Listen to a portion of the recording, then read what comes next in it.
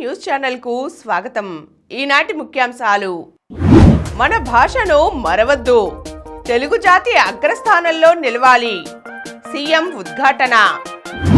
కూర్చుని మాట్లాడుకోండి, గోదావరి వివాదంపై సుప్రీంకోర్టు సూచనలు. కోనసీమలో బ్లోఅవుట్, 100 అడుగుల ఎత్తుకు ఎగిసిపడుతున్న అగ్నికీలలు. అమెరికాలో హైదరాబాద్ యువతి దారుణ హత్య. వర్సిటీల ర్యాంకులు మెరుగుపడాలి, మన డిగ్రీలకు విలువ పెరగాలి, నారా లోకేష్. పిస్తా పప్పులతో గుండె ఆరోగ్యం పదిలం. ఈరోజు వార్తలను చూద్దాం. మన భాషను మరువవద్దు. సంక్రాంతి పండుగకు ముందే మనకు అమ్మ భాషా పండుగ వచ్చింది. ప్రపంచంలో తెలుగు జాతి నెంబర్ 1గా నిలవాలన్నదే నా లక్ష్యమని ముఖ్యమంత్రి చంద్రబాబు పేర్కొన్నారు. ఇజ్రాయెల్ యూదుల్లా తెలుగు జాతి కూడా 2047 నాటికి ప్రపంచంలోనే శక్తివంతంగా తయారు కావాలని ఆయన కోరారు. తెలుగు సారస్వత పరిషత్ ఆధ్వర్యంలో గుంటూరులో నిర్వహిస్తున్న 3వ ప్రపంచ తెలుగు మహాసభలకు ఆయన ముఖ్య అతిథిగా హాజరయ్యారు. హిందీ తరువాత ఎక్కువ రాష్ట్రాల్లో మాట్లాడే 2వ భాష తెలుగు అని, అంత గొప్ప భాషను మనం కాపాడుకోవాలని, అమ్మ భాష లేకపోతే జీవితానికి అర్థమే లేదని, ప్రతి ఒక్కరూ మాతృభాషను నేర్చుకోవాలని కోరారు. మన దేశంలో 6 భాషలకు ప్రాచీన హోదా ఉంది. హిందీ, బెంగాలీ, మరాఠీ తర్వాత తెలుగు భాషకే స్థానం ఉంది. సామెతలు, పొడుపు కథలు, నానుడులు మన భాషలోనే చూస్తాం. దేశంలో ఒకరి భాషను మరొకరు గౌరవించుకోవాలి. ఏ భాష ఎక్కువ తక్కువ కావు. మాతృభాషలో అభ్యసించిన వారే అత్యంత ప్రతిభావంతులు కాగలుగుతారు అని చంద్రబాబు పేర్కొన్నారు. కోనసీమలో బ్లోఅవుట్. పచ్చని కోనసీమలో మరోసారి బ్లోఅవుట్ మంటలు చెలరేగాయి. డ్రిల్లింగ్ చేస్తున్న రిగ్ వద్ద గ్యాస్ లీక్ అయి ఒక్కసారిగా మంటలు పుట్టాయి. అధిక పీడనంతో కూడిన గ్యాస్ తీవ్రతకు 100 అడుగుల ఎత్తు వరకు అగ్నికీలలు ఎగసిపడుతున్నాయి. తొలుత గ్యాస్ లీక్ అయి అరగంటలోనే పెద్ద శబ్దంతో మంటలు వ్యాపించాయి. 25 మీటర్ల వ్యాసార్థంలో విస్తరించి విరుచుకుపడుతున్నాయి. డాక్టర్ బిఆర్ అంబేద్కర్ కోనసీమ జిల్లా మలికిపూర్ మండలం ఇరుసుమండ గ్రామ సమీపంలోని మోదీ ఫీల్డ్స్ 5లో సోమవారం మధ్యాహ్నం మొదలైన ఈ బ్లోఅవుట్ ఒకప్పటి పాసర్లపూడి బ్లోఅవుట్ను గుర్తుకు తెస్తోంది. దీంతో స్థానికులు తీవ్ర భయాందోళనకు గురయ్యారు. ఇళ్లకు తాళాలు వేసి పిల్లాపాపలతో పరుగు తీశారు. దీనిపై సీఎం చంద్రబాబు స్పందించారు. తక్షణమే చర్యలు తీసుకోవాలని అధికారులకు ఆదేశించారు. గ్రామస్తులను వేరే ప్రదేశాలకు తరలించాలని ఆదేశించారు. గోదావరి వివాదంపై సుప్రీంకోర్టు సూచనలు. ఆంధ్రప్రదేశ్, తెలంగాణ రాష్ట్రాల మధ్య నెలకొన్న గోదావరి జల వివాదాన్ని కలిసి కూర్చుని మాట్లాడుకుని పరిష్కరించుకోవాలని ఇరు రాష్ట్రాలకు సుప్రీంకోర్టు సూచించింది. న్యాయ పోరాటం కంటే సామరస్యంగా మధ్యవర్తిత్వం ద్వారా పరిష్కరించుకోవడమే ఉత్తమమని పేర్కొంది. పోలవరం నల్లమల సాగర్ ప్రాజెక్టుపై తెలంగాణ దాఖలు చేసిన రిట్ పిటిషన్ విచారణార్హతను ప్రశ్నించింది.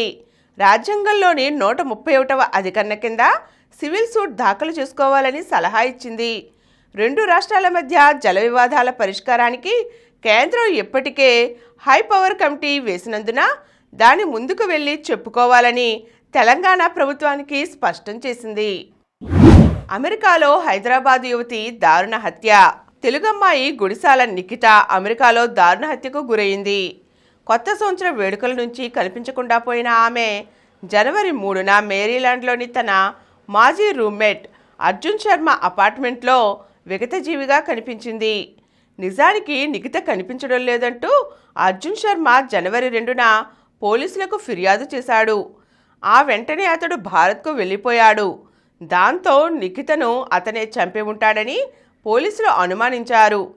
భారత అధికారుల సమన్వయంతో ఇంటర్పోల్ అధికారులు అర్జున్ శర్మను తమిళనాడులో అరెస్ట్ చేశారు. హైదరాబాద్ తార్నాకలోని విజయపురి కాలనీకి చెందిన నిఖిత 2016 నుండి 21 వరకు జేఎన్టీయూలో ఫార్మసీ చదివారు. 4 ఏళ్ల కిందట ఉన్నత చదువుల నిమిత్తం అమెరికాకు వెళ్లారు. వర్సిటీల ర్యాంకులు మెరుగుపడాలి. రాష్ట్ర విశ్వవిద్యాలయాలు నేషనల్ ఇన్స్టిట్యూషనల్ ర్యాంకింగ్ ఫ్రేమ్వర్క్ ర్యాంకుల్లో మెరుగుపడాలని గవర్నర్ అబ్దుల్ నజీర్ ఆకాంక్షించారు. సోమవారం విజయవాడలో జరిగిన ప్రభుత్వ విశ్వవిద్యాలయాల సదస్సులో ఆయన పాల్గొని ప్రసంగించారు.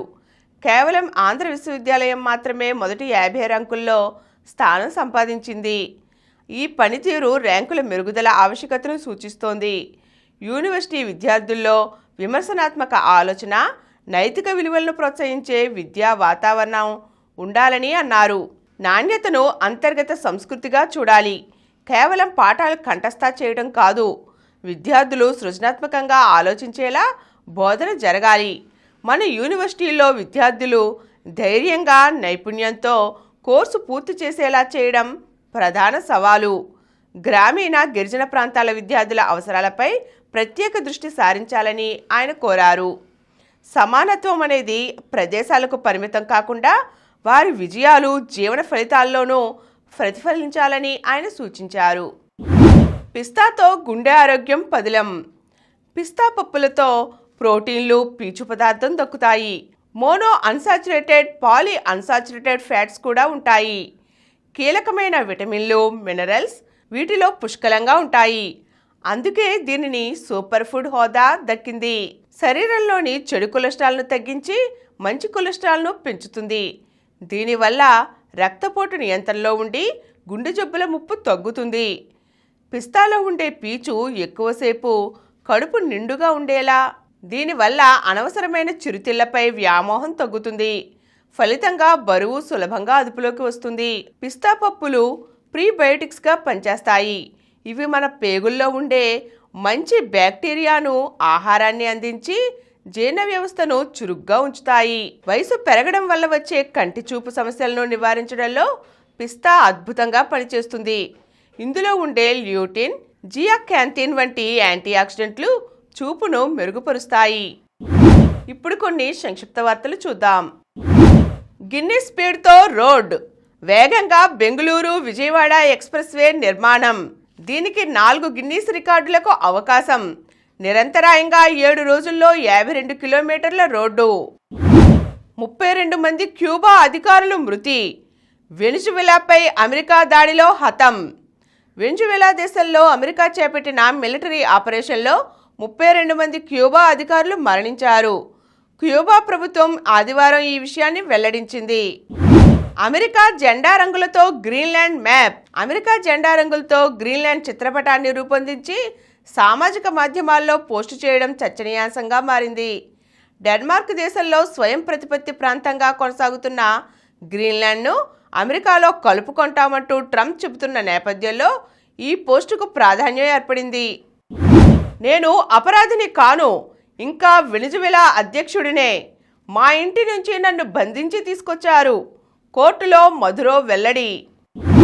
శతక్ కొట్టిన రూట్. ఇంగ్లాండ్ తొలి ఇన్నింగ్స్ 384 పరుగులు. ఆస్ట్రేలియా 166/2. యాషెస్ చివరి టెస్ట్లో 5 రోజులు మ్యాచ్ కొనసాగేలా కనిపిస్తోంది. ఈ 5వ టెస్ట్లో ఓవర్ నెట్ స్కోర్ 211. చెలరేగిన వైభవ్. 8 వికెట్లతో భారత్ గెలుపు.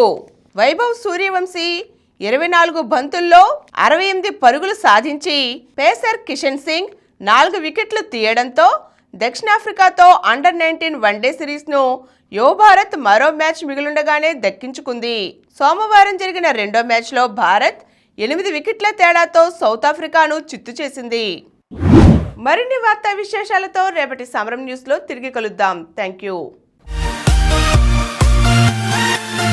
ప్రతిరోజు వార్తా విశేషాల కోసం అనతి కాలంలోనే 20 కోట్లకు పైగా వ్యూస్ సాధించిన సమరం ఛానల్ సమర్పించు సమరం న్యూస్ ఛానల్కు సబ్స్క్రైబ్ చేయండి, లైక్ చేయండి, మీ ఫ్రెండ్స్కి షేర్ చేయండి. అలాగే ప్రక్కనున్న గంట సింబల్ని ప్రెస్ చేయడం మర్చిపోకండి.